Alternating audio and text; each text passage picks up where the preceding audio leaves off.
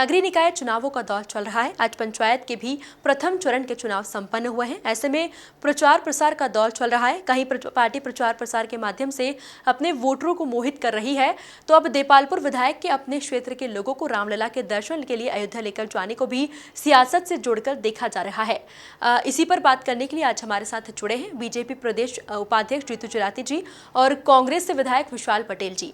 सबसे पहले हम बात करेंगे बीजेपी प्रदेश उपाध्यक्ष जीतू जराती जी से। नमस्कार जीतू जी, बहुत बहुत स्वागत है आपका एमपी न्यूज़ में। सर, सबसे पहले पूछना चाहूंगी कि कांग्रेस विधायकों पर इन दिनों राम भक्ति का रंग चढ़ा हुआ नजर आ रहा है, जहां पर अब विधानसभा एक के बाद देपालपुर के विधायक विशाल पटेल अपने क्षेत्र के वासियों को अयोध्या की यात्रा करवा रहे हैं, तो बीजेपी इसे कैसे देखती है? देखिए, अच्छा है, भगवान सबको सद्बुद्धि दे। राम तो सबके हैं, न किसी राजनीतिक दल के नहीं है, न भाजपा के हैं, न सपा के, न बसपा के, न कांग्रेस के। राम हमारे इष्ट है, हमारे भगवान है। और विशाल अगर गए तो अच्छी बात है, ईश्वर सद्बुद्धि दे सबको। और ये सबकी अपनी अपनी व्यक्तिगत आस्था होती है। इसमें राजनीति मुझे नहीं लगता कि इसमें देना चाहिए, करना चाहिए। पर वैसे भी ऐसे समय में गए तो जरूर सोचने की बात है, क्योंकि देपालपुर से विशाल विधायक के रूप में आते हैं। और जहां पर हमारी भारतीय जनता पार्टी का एक एक कार्यकर्ता पूरी ताकत से लगा हुआ है, छोटी छोटी गलियों में, घरों में जा करके एक एक वोट भारतीय जनता पार्टी के पक्ष में गिरे। इसलिए ये बहुत भीषण समय है। इस समय में हम लोग चुनाव के समर में लगे हुए हैं। और विशाल पटेल, जो कि नगर निगम में भी उनका क्षेत्र आता है, नगर पालिकाएं भी आती हैं, तो मुझे लगता है कि ऐसे भीषण समय में जहाँ एक छोटे से कार्यकर्ता की महत्वता होती है अपने क्षेत्र में रहने की, ऐसे समय में अगर वो अपना क्षेत्र छोड़ करके गए कुछ लोगों को लेके, तो ये सीधा सीधा है कि वो भारतीय जनता पार्टी को समर्थन कर रहे हैं। निश्चित रूप से मैं उनके प्रति धन्यवाद देता हूँ। जो नेतृत्व अगर गायब हो जाएगा अपने क्षेत्र से, तो ये तो सीधा है ना कि वो समर्थन कर रहे हैं। तो जिस तरह से लहर चल रही है भारतीय जनता पार्टी की, उन्हें पता है कि वो जीत नहीं सकते, उनके लोग नहीं जीत सकते, इसलिए उन्होंने पुष्यमित्र भार्गव को भी समर्थन किया है। और उनकी विधानसभा क्षेत्र में 3-4 वार्ड आते हैं, 13 नंबर, 14 नंबर, 15 नंबर वार्ड आते हैं, जो कि नगरीय क्षेत्र में आते हैं।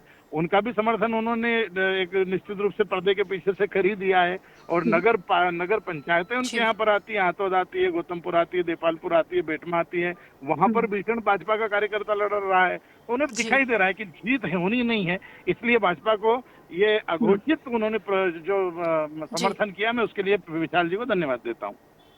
सर, पूछना चाहूंगी, चुनाव का वक्त है, क्या लगता है आपको कि कांग्रेस राम के नाम पर सियासत कर रही है? देखिए, आप समझिए ना, और कौन सा चुनाव आएगा? चुनाव तो चल ही रहा है। चलते चुनाव में छोड़कर अगर भागे हैं, आप खुद समझ जाइए कि राम का सहारा तो लेना ही पड़ेगा सबको। और अभी इस चुनाव से बचना है। हो सकता है कि चुनाव के परिणाम आने के बाद वो कहें कि हम तो अयोध्या जी के दर्शन या राम जी के दर्शन करने चले गए थे। तो उनको पता है कि परिणाम उनके पक्ष में आने वाला नहीं है, इसलिए भगवान की शरण में। धन्यवाद सर हमसे जुड़ने के लिए। अब हम बात करेंगे कांग्रेस विधायक विशाल पटेल जी से। सबसे पहले नमस्कार सर, स्वागत है आपका एमपी न्यूज़ में। सर, पूछना चाहूंगी, आप विधानसभा के लोगों को अपने अयोध्या यात्रा पर लेकर गए हैं और किस तरह की ये यात्रा है हमें बताएं, और अचानक आप पर ये राम भक्ति का रंग कैसे चढ़ गया, ये भी हम जानना चाहेंगे। नहीं, हम तो लगातार प्रयास करते रहे हैं। पहले भी मैं यात्रा पे लेके हूँ। इसके पूर्व भी संजय शुक्ला जी और हम लोग साथ में यात्रा करी थी अयोध्या की। ये तो मैंने पहले ही, ये रजिस्ट्रेशन ऑलरेडी पिछले 3 महीने पूरे हो चुके हैं। और लगातार ये ऐसा नहीं है कि अभी आज 25 तारीख है, बुकिंग है, अगली 16 जुलाई को फिर जारी है यात्रा हमारी, फिर 6 अगस्त को फिर जारी है, 15 अगस्त को फिर जारी है। लगातार कहीं ना कहीं जो कार्यक्रम है अयोध्या और काशी जी के, लगातार कहीं ना कहीं हम लेके जाते ही हैं। तो धर्म के नाम पे ऐसा कोई वो नहीं है कि हम पहली बार कोई वो करा रहे हैं। धार्मिक यात्राओं में हमेशा मेरी रुचि रही और हर एक व्यक्ति को मैं चाहता हूँ कि दर्शन हो रामलला के।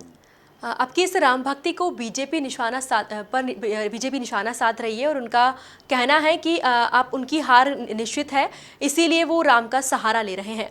तो इस पर क्या कहना चाहेंगे आप? तो इस पर आप क्या कहना चाहेंगे? राम, भगवान श्री राम किसी का कॉपीराइट नहीं है, पहली चीज तो।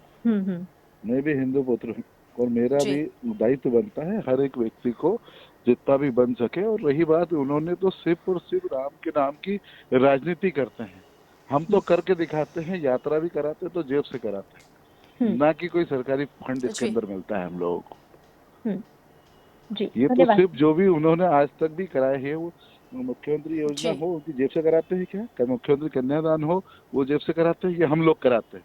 मैं मेरी विधानसभा में कन्यादान करता हूँ, मेरी जेब से कराता जी हूँ। मुख्यमंत्री इवन उनके मुख्यमंत्री जी सरकारी पैसा यूज करते हैं। एक भी बीजेपी का नेता बता दे जो उनकी जेब से कभी यात्रा कराई हो या मुख्यमंत्री भी कन्यादान किया हो उन लोगों ने। तो धन्यवाद सर हमसे जुड़ने के लिए। देखा आपने, जहां एक और भाजपा कांग्रेस पर राम की सियासत करने का निशाना साध रही है, तो वहीं कांग्रेस का कहना है कि हम राम किसी एक के नहीं हैं, हम तो हर बार यह काम करते हैं।